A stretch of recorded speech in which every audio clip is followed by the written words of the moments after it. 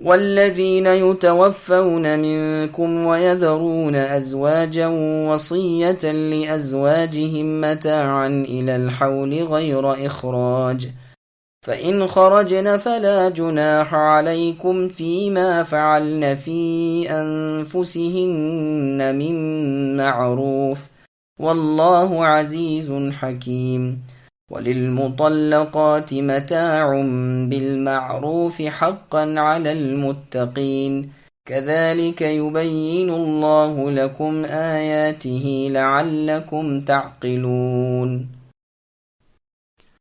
اور جو لوگ مسلمانوں تم میں سے فوت ہو جائیں اور بیویاں چھوڑ جائیں، وہ وصیت کر جائیں کہ ان کی بیویاں سال بھر تک فائدہ اٹھائیں، انہیں کوئی نہ نکالے، بس اگر وہ خود نکل جائیں تو تم پر اس میں کوئی گناہ نہیں، جو وہ اپنے لیے اچھائی سے کریں، اور اللہ تعالیٰ غالب اور حکیم ہے۔ طلاق والیوں کو اچھی طرح فائدہ دینا پرہیزگاروں پر لازم ہے۔ اللہ تعالیٰ اسی طرح اپنی آیتیں تم پر ظاہر فرما رہے ہیں تاکہ تم سمجھو۔ سامعین، اب ان آیتوں کی تفسیر سماعت کیجیے۔ بیوہ عورتوں کے متعلق مسائل۔ اکثر مفسرین کا قول ہے کہ یہ آیت اس سے پہلے کی آیت یعنی 4 مہینے 10 دن کی عدت والی آیت سے منسوخ ہو چکی ہے۔ صحیح بخاری میں ہے کہ ابن زبیر رضی اللہ عنہما نے عثمان رضی اللہ عنہ سے کہا کہ جب یہ آیت منسوخ ہو چکی ہے تو پھر آپ اسے قرآن کریم میں کیوں لکھوا رہے ہیں؟ آپ نے فرمایا، بھتیجے، جس طرح اگلے قرآن میں یہ موجود ہے یہاں بھی موجود رہے گی، ہم کوئی ہیر پھیر نہیں کر سکتے۔ ابن عباس رضی اللہ عنہما فرماتے ہیں، پہلے تو یہی حکم تھا کہ سال بھر تک نان و نفقہ اس بیوہ عورت کو میت کے مال سے دیا جائے اور اسی کے مکان میں یہ رہے، پھر میراث کی آیت نے اسے منسوخ کر دیا اور خاوند کی اولاد ہونے کی صورت میں مال متروکہ کا 8واں حصہ اور اولاد نہ ہونے کی صورت میں 1/4 مال ورثے کا مقرر کیا اور عدت 4 ماہ 10 دن مقرر ہوئی۔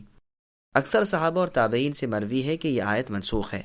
سعید بن المسیب رحمہ اللہ کہتے ہیں، سورہ احزاب کی آیت یا ایھا الذین آمنوا اذا نکحتم المؤمنات نے اسے منسوخ کر دیا۔ مجاہد رحمہ اللہ فرماتے ہیں 7 مہینے 20 دن جو اصلی عدت 4 مہینے 10 دن کے سوا ہیں، اس آیت میں اس مدت کا حکم ہو رہا ہے۔ عدت تو واجب ہے لیکن یہ زیادتی کی مدت کا عورت کو اختیار ہے، خواہ وہیں بیٹھ کر یہ زمانہ گزارے خواہ نہ گزارے اور چلی جائے۔ میراث کی آیت نے رہنے سہنے کے مکان کو بھی منسوخ کر دیا، وہ جہاں چاہے عدت گزارے، مکان کا خرچ خاوند کے ذمے نہیں، جیسا کہ بخاری اور مسلم میں یہ بات ہے۔ پس ان اقوال سے معلوم ہوتا ہے کہ اس آیت نے سال بھر کی عدت کو واجب نہیں کیا، پھر منسوخ ہونے کے کیا معنی؟ یہ تو خاوند کی وصیت ہے اور اسے بھی اگر عورت پورا کرنا چاہے تو کرے، ورنہ اس پر جبر نہیں۔ وصیہ سے مراد یہ ہے کہ اللہ تعالیٰ تمہیں وصیت کرتے ہیں، جیسے یوصیکم اللہ فی اولادکم، اس کا نصب فلتوصوا لہن کو محذوف مان کر ہے۔ وصیہ کی قرات یہی ہے، یعنی کتب علیکم وصیتاً، پس اگر عورتیں سال بھر تک اپنے فوت شدہ خاوندوں کے مکانوں میں رہیں تو انہیں نہ نکالا جائے، اور اگر وہ عدت گزارنا چاہیں تو ان پر کوئی جبر نہیں۔ امام ابن تیمیہ رحمہ اللہ بھی اس قول کو اختیار کرتے ہیں، اور بھی بہت سے لوگ اسی قول کو اختیار کرتے ہیں، جبکہ باقی جماعت اسے منسوخ بتاتی ہے۔ پس اگر ان کا ارادہ اصلی عدت کے بعد زمانے کے منسوخ ہونے کا ہے تو خیر، ورنہ اس بارے میں ائمہ کا اختلاف ہے۔ وہ کہتے ہیں خاوند کے گھر میں عدت گزارنی ضروری ہے، اور اس کی دلیل موطا امام مالک کی یہ حدیث ہے کہ ابو سعید خدری رضی اللہ عنہ کی ہمشیرہ فریعہ بنت مالک رضی اللہ عنہا رسول اللہ کے پاس آئیں اور کہا، ہمارے غلام بھاگ گئے تھے جنہیں ڈھونڈنے کے لیے میرے خاوند گئے۔ قدوم نامی علاقے میں ان غلاموں سے ملاقات ہوئی، لیکن انہوں نے میرے شوہر کو قتل کر دیا۔ ان کا کوئی مکان نہیں جس میں میں عدت گزاروں، اور نہ کچھ کھانے پینے کو ہے۔ اگر آپ اجازت دیں تو میں اپنے میکے چلی آؤں اور یہیں عدت پوری کروں۔ رسول اللہ نے فرمایا، اجازت ہے۔ میں لوٹی، ابھی تو میں حجرے میں ہی تھی کہ رسول اللہ نے مجھے بلوایا یا خود بلایا اور فرمایا، تم نے کیا کہا؟ میں نے پھر قصہ بیان کیا۔ رسول اللہ نے فرمایا، اپنے گھر میں ہی ٹھہری رہو یہاں تک کہ عدت گزر جائے۔ چنانچہ میں نے وہیں عدت کا زمانہ پورا کیا، یعنی 4 مہینے 10 دن۔ عثمان رضی اللہ عنہ نے اپنے دور خلافت میں مجھے بلوایا اور مجھ سے یہی مسئلہ پوچھا۔ میں نے اپنا یہ واقعہ رسول اکرم صلی اللہ علیہ وسلم کے فیصلے سمیت سنایا، عثمان رضی اللہ عنہ نے بھی اسی کی پیروی کی اور یہی فیصلہ دیا۔ اس حدیث کو امام ترمذی حسن صحیح کہتے ہیں۔ مطلقہ عورت کو متاع دینے کے بارے میں لوگ کہتے تھے کہ اگر ہم چاہیں دیں چاہیں نہ دیں، اس پر یہ آیت اتری۔ اسی آیت سے بعض لوگوں نے ہر طلاق والی کو کچھ نہ کچھ دینا واجب قرار دیا ہے، اور بعض دوسرے بزرگوں نے اسے ان عورتوں کے ساتھ مخصوص مانا ہے جن کا بیان پہلے گزر چکا، یعنی جن عورتوں سے صحبت نہ ہوئی ہو اور مہر بھی نہ مقرر ہوا ہو اور طلاق دے دی جائے۔ لیکن پہلی جماعت کا جواب یہ ہے کہ عام میں سے ایک خاص صورت کا ذکر کرنا اسی صورت کے ساتھ اس حکم کو مخصوص نہیں کرتا، جیسے کہ مشہور اور منصور مذہب ہے۔ واللہ اعلم۔ پھر فرمایا کہ اللہ تعالیٰ اسی طرح اپنی حلال و حرام اور فرائض و حدود اور امر و نہی کے بارے میں واضح اور مفسر بیان کرتے ہیں تاکہ کسی قسم کا اجمال اور ابہام باقی نہ رہے کہ ضرورت کے وقت تذبذب میں نہ پڑ جاؤ، بلکہ اس قدر صاف بیان ہوتا ہے کہ ہر شخص سمجھ سکے۔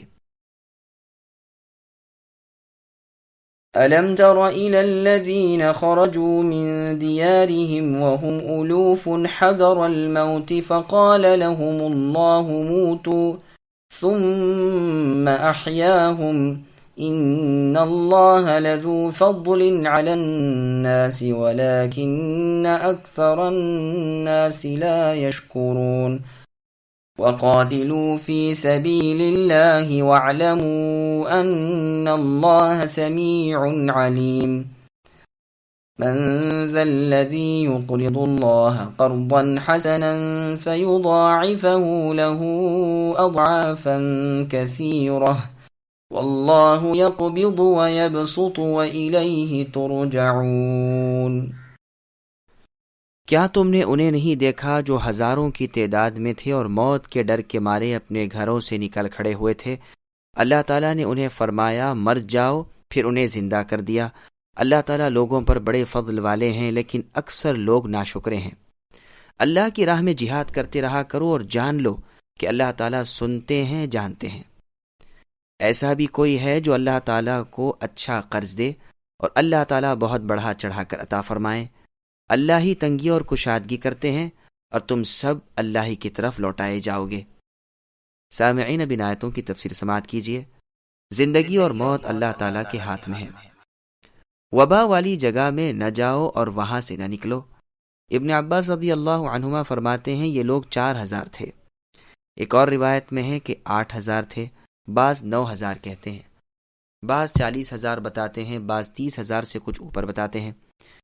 یہ لوگ زاوردان یا زروروان نامی بستی کے تھے جو واسط کی طرف ہے۔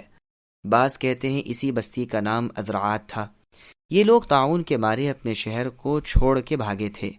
ایک بستی میں جب پہنچے وہیں اللہ کے حکم سے سب مر گئے۔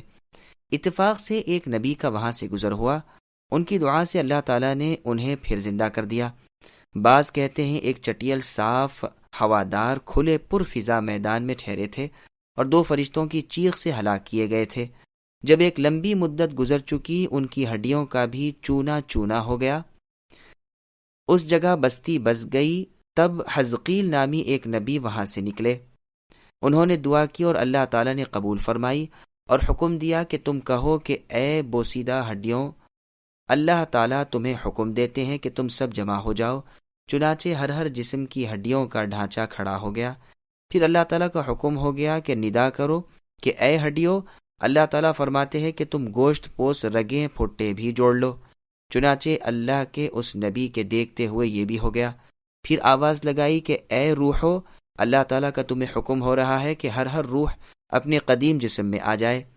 چنانچہ یہ سب جس طرح ایک ساتھ مرے تھے اسی طرح ایک ساتھ جی اٹھے اور بے ساختہ ان کی زبان سے نکلا سبحانک لا الہ الا انت، اے اللہ آپ پاک ہیں، آپ کے سوا کوئی سچے معبود نہیں۔ یہ دلیل ہے قیامت کے دن اسی جسم کے ساتھ دوبارہ جی اٹھنے کی۔ پھر آگے اللہ فرماتے ہیں کہ اللہ تعالیٰ کا لوگوں پر بھاری فضل و کرم ہے کہ وہ زبردست ٹھوس نشانیاں اپنی قدرت قاہرہ کی دکھا رہے ہیں، لیکن باوجود اس کے بھی لوگ ناقدرے اور بے شکرے ہیں۔ اس سے معلوم ہوا کہ اللہ تعالیٰ کے سوا کوئی اور جائے پناہ نہیں۔ یہ لوگ وبا سے بھاگے تھے اور زندگی کے حریص تھے، تو اس کے خلاف عذاب آیا اور فوراً ہلاک ہو گئے۔ مسند احمد کی حدیث میں ہے کہ جب عمر بن الخطاب رضی اللہ عنہ ملک شام کی طرف چلے اور سرغ میں پہنچے تو ابو عبیدہ بن جراح رضی اللہ عنہ وغیرہ سرداران لشکر ملے اور خبر دی کہ ملک شام میں آج کل وبا ہے۔ چنانچہ اس میں اختلاف ہوا کہ اب وہاں جائیں کہ نہ جائیں۔ بالآخر عبد الرحمن بن عوف رضی اللہ عنہ جب آئے اور فرمایا کہ میں نے رسول اللہ صلی اللہ علیہ وسلم سے سنا ہے کہ جب وبا کسی جگہ آئے اور تم وہاں ہو تو وہاں سے اس کے ڈر سے مت بھاگو، اور جب تم کسی جگہ وہاں کی خبر سن لو تو وبا اس حالت میں جاؤ بھی مت۔ فاروق رضی اللہ عنہ نے یہ سن کر اللہ تعالیٰ کی حمد و ثنا کی، پھر وہاں سے واپس چلے گئے۔ مسند احمد کی روایت میں ہے کہ یہ اللہ کا عذاب ہے جو اگلی امتوں پر ڈالا گیا تھا۔ پھر آگے اللہ نے فرمایا جس طرح ان لوگوں کا بھاگنا انہیں موت سے نہ بچا سکا، اسی طرح جہاد سے منہ موڑنا بھی بیکار ہے۔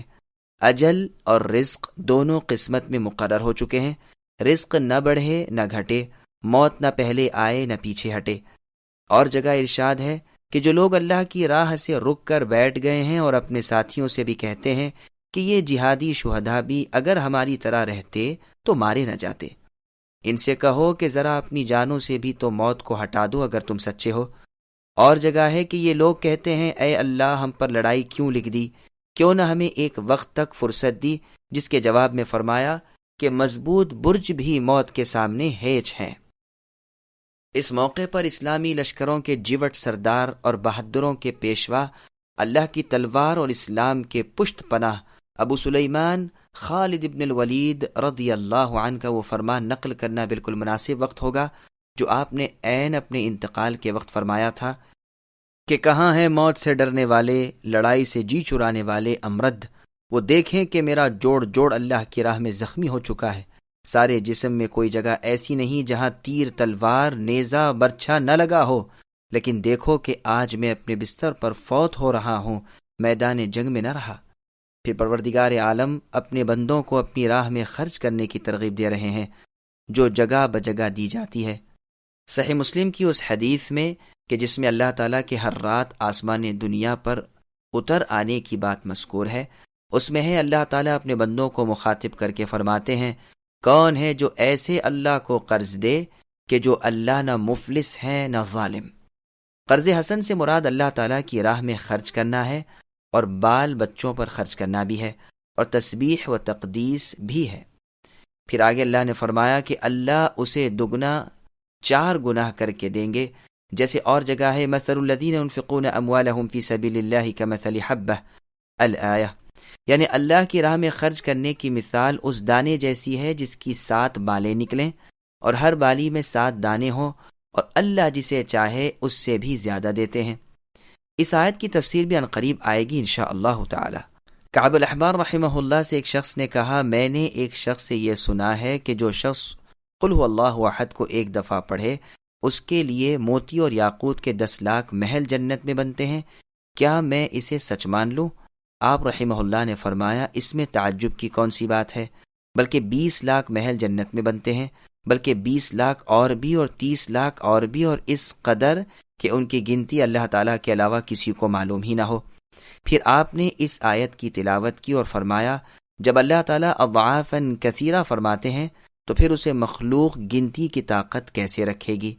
پھر آگے اللہ نے فرمایا رزق کی کمی بیشی اللہ تعالیٰ کی طرف سے ہے، اللہ تعالیٰ کی راہ میں خرچ کرتے ہوئے بخیلی یعنی کنجوشی نہ کرو، وہ اللہ جسے چاہیں دیں اس میں بھی حکمت ہے اور جسے چاہیں نہ دیں اس میں بھی مصلحت ہے، تم سب قیامت کے دن اللہ کی طرف لوٹائے جاؤ گے۔